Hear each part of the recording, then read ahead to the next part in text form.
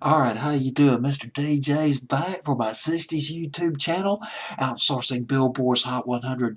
The week of July 17th, 1965. We were in the summer of 1965. Some of the hits from that summer: "I Want Candy" by the Strange Loves. And let me read you the top 5 hits from that week in 1965. If I can bring it up on the computer. I've been having some major computer issues lately with the old desktop. "Wonderful World" by Herman's Hermits at number 12. "Wooly Bully" was a hit that summer.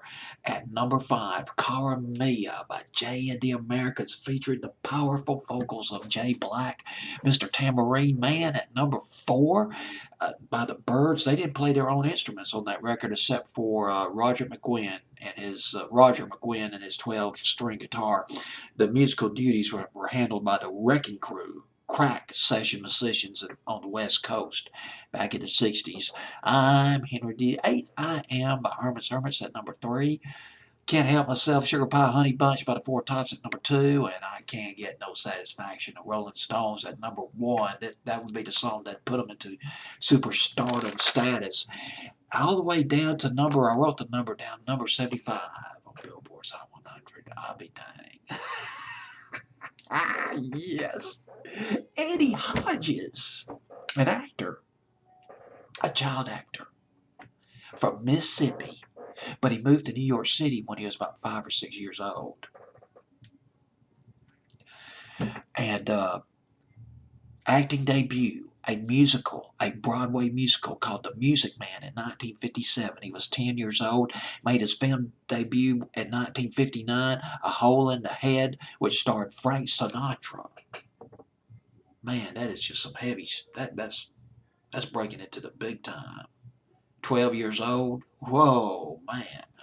Best known for playing the character of Michael Curtis, or Cortez, in The Adventures of Huckleberry Finn. That was back in 1960. Now let's get to the music part. Oh, God. Learned a few interesting things, too, but I'll get into that in just a minute. 14 years old, Eddie Hodges signed with Cadence Records. That was a big label back in the 50s and early 60s. Archie Blair's record label. The Chordettes were on that record label. Andy Williams recorded some of his early hits off that record label, and so did the Everly Brothers. "Wake Up Little Susie." Oh gosh, let's see. "Bird Dog." "All I Have to Do Is Dream." All on the Cadence record label, but they switched to, I believe it's Warner Brothers, they switched to in 1960. Eddie Hodges, his first record, "I'm Gonna Knock on Your Door." Yes, I love it. Bubblegum. It's just great. It's the innocuous record. Listen to this. "I'm gonna knock on your door, ring on your bell, tap on your window too. And hey, little girl, this ain't no time to sleep. Ooh, no, baby. Let's count kisses instead of counting sheep. How can I hold you near with you up there and me down here?"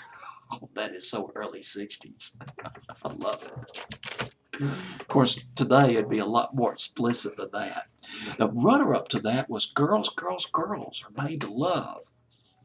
Got the exact chart position. It was top 30, top 20. That was in 1962. Girl, I love this. This is sort of the early 60s version of the Birds and the Bees. Talk about the birds and the bees, and the flowers and the trees.